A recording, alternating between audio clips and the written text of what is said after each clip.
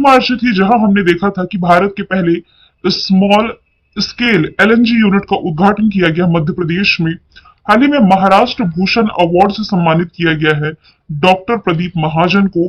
के पनियोर जो खबरों में था, ये अरुणाचल प्रदेश का अभी हाल ही में 26वां जिला बना है। एलएनटी ने अपना पहला स्वदेश निर्मित इलेक्ट्रोलाइजर स्थापित किया है गुजरात में। आईएनएस जटायु उद्घाटन किया गया मिनीकॉय में। अभी हाल ही में अमेरिका के प्रसिद्ध गोल्फर टाइगर वुड्स को बॉब जोन्स पुरस्कार के लिए चुना गया है। 2027 में जो वर्ल्ड एथलेटिक्स चैंपियनशिप होगी, इसकी मेजबानी करने जा रहा है चाइना। और भारत का पहला सरकारी स्वामित्व वाला ओटीटी प्लेटफॉर्म सी स्पेस लॉन्च किया है केरला ने। भारत की पहली एआई टीचर जिसका नाम है आइरिस, केरल के तिरुअनंतपुरम में लॉन्च की गई है। और इंदिरा गांधी प्यारी बहना सुख सम्मान निधि योजना की शुरुआत रिसेंटली हिमाचल प्रदेश गवर्नमेंट के द्वारा की गई। तो ये सभी क्वेश्चंस हमने कल पढ़े थे। शुरू करते हैं आज का हमारा पहला सवाल। सवाल है, किस देश ने युवाओं के लिए सैन्य सेवा अनिवार्य कर दी है? कि उस देश के जो यूथ है, इन्हें अब सेना में सर्विस देना कंपलसरी हो गया है। ये सर्विस अभी हाल ही में पड़ोसी म्यांमार के द्वारा कंपलसरी कर दी गई है। सेना का ये कहना है कि 18 से 35 वर्ष की आयु के सभी पुरुष और 18 से 27 वर्ष तक की सभी महिलाओं को 2 साल तक की सर्विस ये सेना में देनी ही होगी।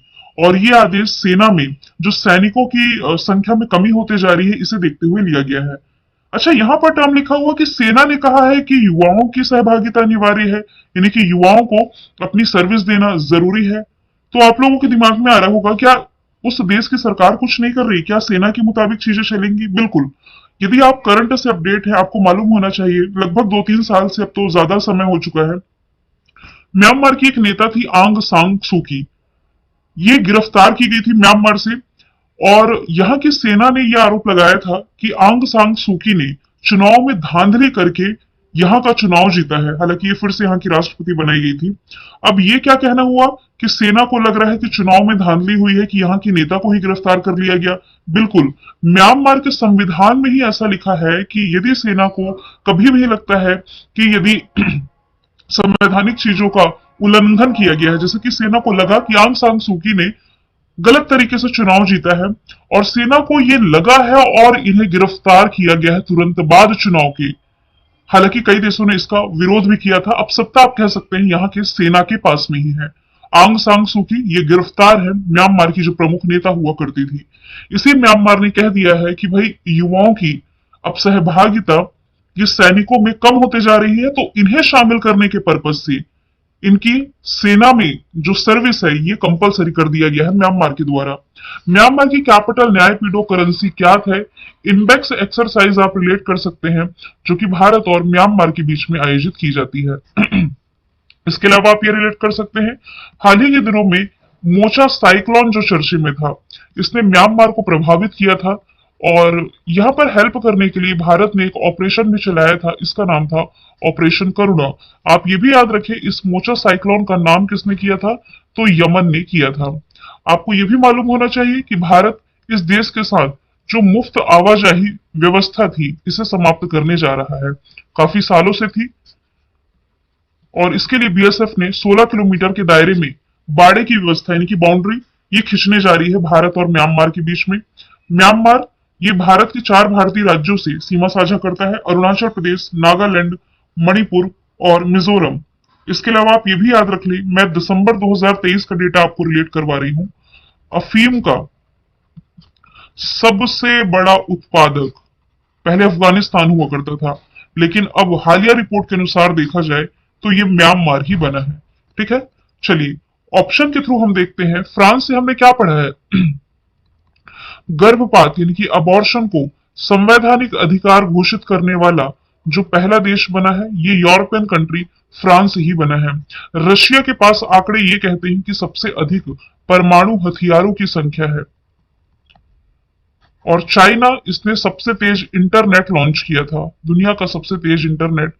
ये दिसंबर 2023 का डेटा है। अगला सवाल है, हाल ही में चर्चे में रही गेवरा खदान कहाँ स्थित है? तो ये स्थित है छत्तीसगढ़ में। अभी एससीसीएल जो है, यानी कि south eastern cold field limited, इसके छत्तीसगढ़ गेवरा खदान को इको क्लियरेंस मिल गया है, जो कि एशिया की सबसे बड़ी कोयला खदान बनने के लिए अब तैयार है। परियोजना को अपनी उत्पादन क्षमता मौजूदा 52.5 मिलियन टन जो थी, ये बढ़ करके 70 मिलियन टन प्रति वर्ष की उत्पादन क्षमता इसकी है, और इसके लिए इसे पर्यावरणीय मंजूरी भी मिली है। चर्चे में रही गेवरा खदान छत्तीसगढ़ में है, जिसकी राजधानी रायपुर के पास ही जो सिहावा पहाड़ी है, यहाँ से महानदी का उद्गम होता है। यही महानदी जब ओडिशा में प्रवेश करती है तब भारत का सबसे लंबा नदी बांध बनाती है, जिसका नाम है हीराकुंड बांध। मुख्यमंत्री विष्णुदेव साय, राज्यपाल विश्वभूषण हरिचंदन है।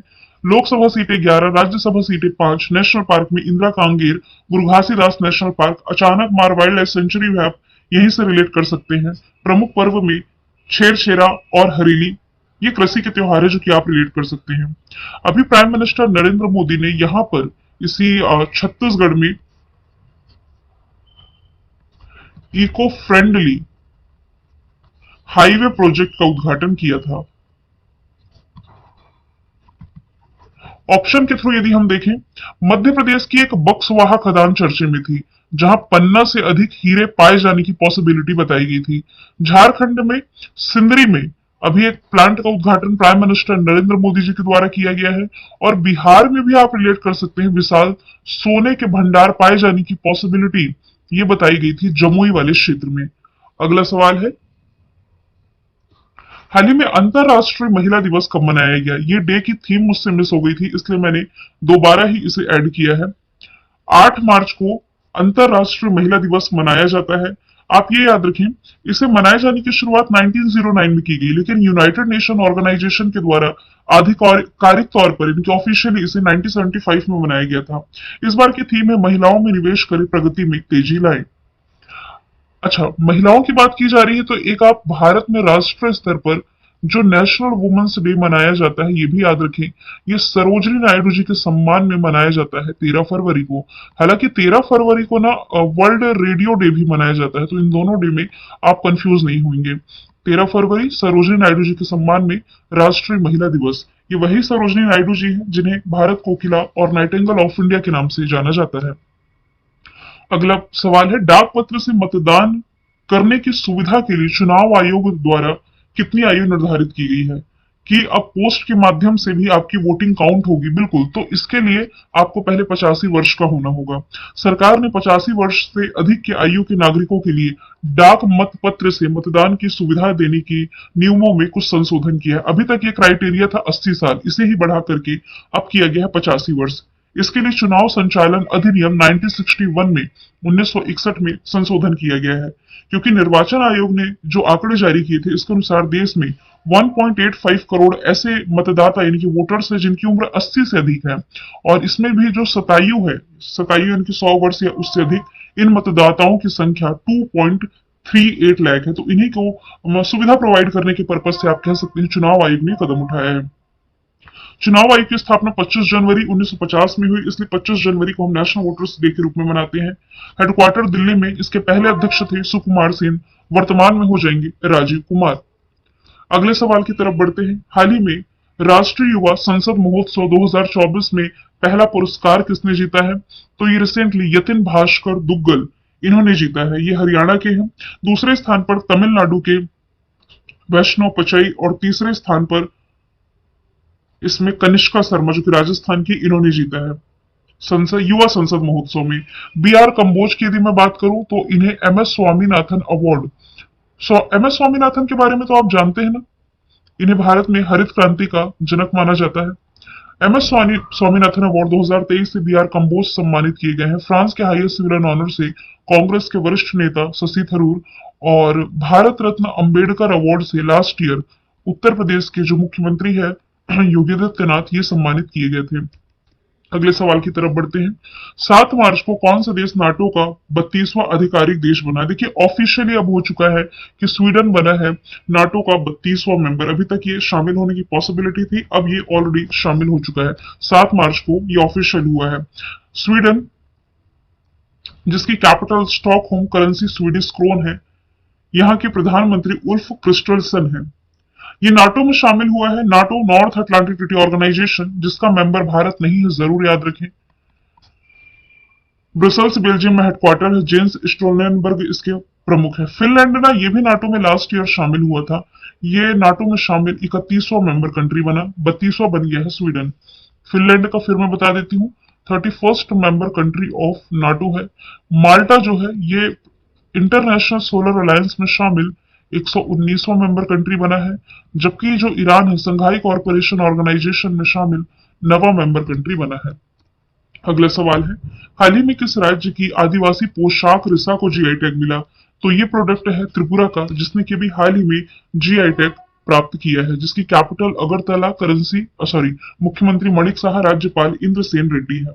अभी देखिए कुछ प्रोडक्ट्स को जीआई टैग मिला है, जैसे कि उड़ीसा के डोंगरिया कौंध शाल को, फिर कई चटनी है यहाँ की, अयोध्या के बेसन के लड्डू को, कटक के चांदी तार को, सिल्वर फिलिग्री आप कह सकते हैं जीआई टैग मिला है। फिर अरुणाचल प्रदेश के फिर अदरक है, हस्त निर्मित कालीन है, बांचो, इसे जीआई टैग मिला। पश्चिम बंगाल का सुंदरबन शहद, इसके अलावा काला नुनिया चावल, कादियाल साड़ी। ऑप्शन के थ्रू यदि आप देखें तो कच्ची नींबू कच्ची नींबू या कच्चा नींबू भी आप इसे कह सकते हैं। और इसके अलावा असम का एक प्रोडक्ट है चोकुआ चावल, जिसे जीआई टैग मिला है। ईशान आम को जीआई टैग मिला, ये प्रोडक्ट है आपका कर्नाटका का। छत्तीसगढ़ का रानी दुबराज चावल आप रिलेट कर सकते हैं। पहला जीआई टैग ना ये 2004 में मिला था दार्जिलिंग की चाय को। अगला सवाल है, हाल ही में भू वैज्ञानिक सर्वेक्षण, भारतीय भू वैज्ञानिक सर्वेक्षण ने अपना 174वां स्थापना दिवस जो कि मनाया है 4 मार्च को। इस ऑर्गेनाइजेशन की स्थापना 1951 में की गई थी। हेडक्वार्टर इसका कोलकाता में है। जनार्दन प्रसाद वर्तमान में प्रमुख है। 1 मार्च को शून्य भेदभाव दिवस और विश्व नागरिक सुरक्षा दिवस मनाया गया। 3 मार्च को श्रवण दिवस और वन्य जीव दिवस, इनके वाइल्ड लाइफ डे। 4 मार्च को राष्ट्रीय सुरक्षा दिवस आप रिलेट कर सकते हैं। नवा सवाल है, हाल ही में भारत के पहले 500 मेगावाट के स्वदेशी प्रोटोटाइप फर्स्ट फ्रीडर रिएक्टर की शुरुआत कहां की गई है? इसकी शुरुआत अभी रिसेंटली की गई है तमिलनाडु में, प्राइम मिनिस्टर नरेंद्र मोदी जी के द्वारा। इसका पर्पस मैं आप लोगों को बताती हूँ। इसका उद्देश्य बिजली क्षमता को 500 मेगावाट तक ले जाना। बात की जाए तमिलनाडु की राजधानी चेन्नई, मुख्यमंत्री एम के स्टालिन, राज्यपाल RN रवि है। कुछ करंट अफेयर के फैक्ट हम देख लेते हैं, जैसे कि जो इंपॉर्टेंट है, खेलो इंडिया यूथ गेम्स का 6वां एडिशन तमिलनाडु में आयोजित होगा नहीं हुआ था, जिसमें कि टॉप पर महाराष्ट्र था और इसका जो शुभंकर था वीर मंगई था। लीड्स रैंकिंग में टॉप पर है। 2 आप ये याद रख लें। तीसरा सलेम सांगो को जीआई टैग मिला। ये कुछ करंट के फैक्ट है तमिलनाडु से। अब पश्चिम बंगाल में अंडर वाटर मेट्रो सुविधा इसकी शुरुआत की गई है। झारखंड में सिंदरी प्लांट में आपको बता ही चुकी हूँ। और इसके अलावा यदि आप चौथा ऑप्शन देखें तो रंगपो नाम से पहला railway station, first railway station of Sikkim, जिसकी आधारशिला अभी recently prime minister Narendra Modi ji के द्वारा रखी गई है। 10वां सवाल मैंने रिवीजन के लिए रखा है। बीएसएफ की पहली महिला स्नाइपर जो कि बन गई है सुमन कुमारी। ये हिमाचल प्रदेश के मंडी की रहने वाली 2021 में बीएसएफ में शामिल हुई थी। बीएसएफ की स्थापना 1 दिसंबर 1965 में हुई। दिल्ली में मुख्यालय। नितिन अग्रवाल वर्तमान में प्रमुख है। गीतिका कौल सियाचिन ग्लेशियर में चिकित्सा अधिकारी बनने वाली पहली महिला। जया वर्मा ये रेलवे बोर्ड के इतिहास की पहली महिला अध्यक्ष है, जबकि दीपिका मिश्रा ये वीरता पुरस्कार पाने वाली पहली एयरफोर्स की अधिकारी बनी है। ये करंट अफेयर में हालांकि मैंने आपको पढ़ाया है। स्टैटिक जीके में आज हम डिस्कस करने जा रहे हैं प्रमुख नेशनल पार्क, जैसे कि रणथंभौर है राजस्थान में, कान्हा किसली मध्य प्रदेश में, सरिस्का घाना ये दोनों राजस्थान में, पेच मध्य प्रदेश में, कुछ हिस्सा इसका महाराष्ट्र में भी आता है, नामदफा अरुणाचल प्रदेश में, कलेसर सुल्तानपुर ये हरियाणा में, दुधवा उत्तर प्रदेश में, बेतला झारखंड में। मैंने कल आपसे पूछा था 500 आयुष्मान कार्ड जारी करने वाला पहला राज्य, आंसर था उत्तर प्रदेश। आज का सवाल है चाप चारकुट फेस्टिवल कहां मनाया गया है? आंसर आप इसका कमेंट बॉक्स में बताइए।